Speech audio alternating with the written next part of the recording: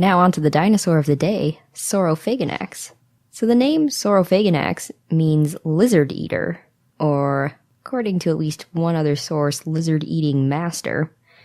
John Willis Stovall found large theropod bones in 1931 and 1932 in Oklahoma, and in 1942 he named them Saurophagus maximus, which means eater of saurians.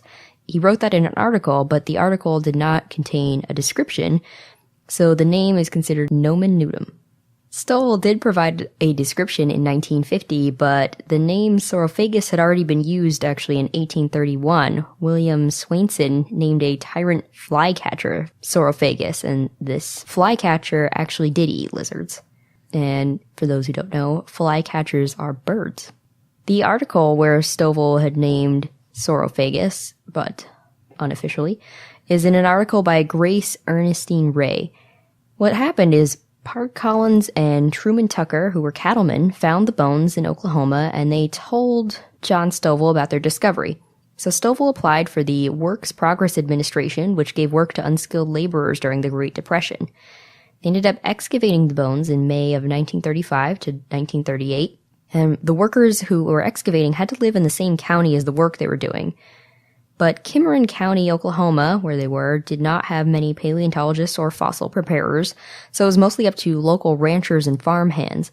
Many of the bones, consequently, were accidentally destroyed, and there's not much field data that was kept.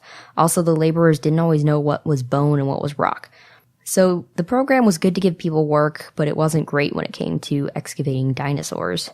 Grace Ray ended up visiting the site when Stovall found the Saurophagus maximus bones, which is why it hadn't yet been scientifically named. Grace Ray came a little bit too early.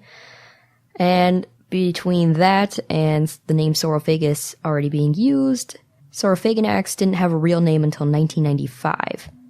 Here's a little snippet from Grace Ray's article. Quote, "Despite his strength and power and his technique in terrorizing the enemy, Saurophagus would never have been able to pass the medical test of a military draft board. Neither would Mrs. Saurophagus have qualified as a perfect 36. They were hopelessly overweight, and it is improbable that any amount of dieting would have remedied this situation.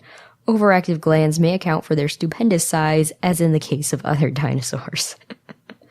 I don't know why the dinosaurs would care about their weight, but there you have it.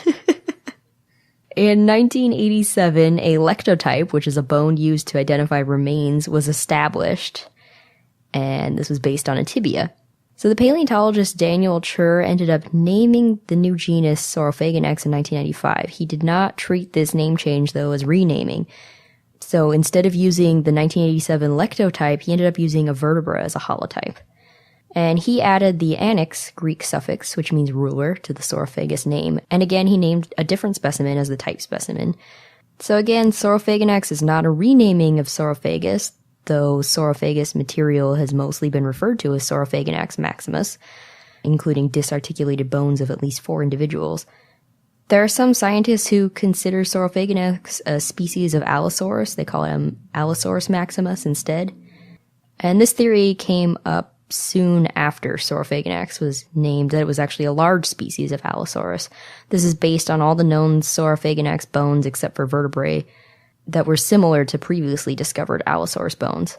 Saurophaganax has been estimated to be 34 to 43 feet or 10.5 to 13 meters long and weigh around 3 tons. Research shows that Allosaurus died young before being full grown, so being Saurophaganax size would have been rare. It's not clear if the vertebrae are the only differences between Saurophaganax and Allosaurus. Saurophaganax was large for an Allosaurid, bigger than Torvosaurus and Allosaurus, but a rare find, again, in the Morrison Formation, especially compared to Allosaurus. The Morrison Formation is known for having many Allosaurus bones, so there's not much known about Saurophaganax's behavior. Not many fossils have been found, which supports the theory, well, maybe it's just a larger Allosaurus, but that could mean that we just haven't found more bones yet. Maybe Saurophaganax died in ways that weren't conducive to fossilization. Saurophaganax may have been a top predator because of its large size, but it would not have been as numerous as smaller dinosaurs, and this is based on there wouldn't have been enough food to sustain a large population of very large predators. Also, having larger bodies makes it less likely for us to see complete specimens because it would have been harder to have buried them and protected them from scavengers. To help distinguish Saurophaganax from Allosaurus, it'd be good to find a juvenile Saurophaganax at some point. A partial skeleton has been found in New Mexico, which may help to clear up if Saurophaganax is its own genus or species of Allosaurus. Saurophaganax had long, sharp teeth and a strong neck. Because of its size, it may have been slow and more likely to scavenge than hunt. It may have waited for other theropods to take down prey and then swooped in to take the meat, since the theropods wouldn't have been big enough to challenge Saurophaganax.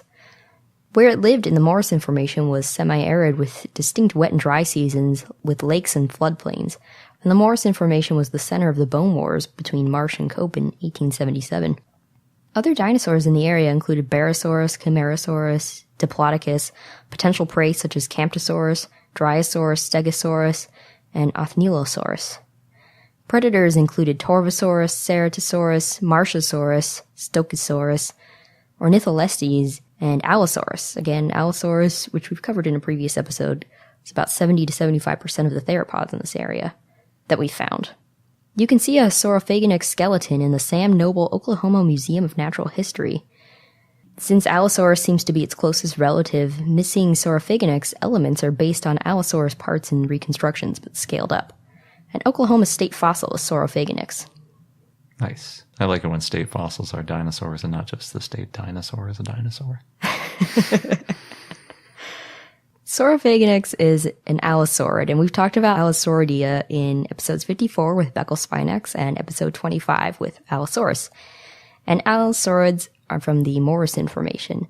Allosauridae is a family of medium to large carnivorous theropods, and they include Saurophaganax, Allosaurus, and Empentarius, which has been reassigned as an Allosaurus species. Charles Marsh named this family in 1878, and allosaurids were successful hunters, but it's unclear how many genera are in the family. Many carnosaurs are also somewhat related to Allosaurus.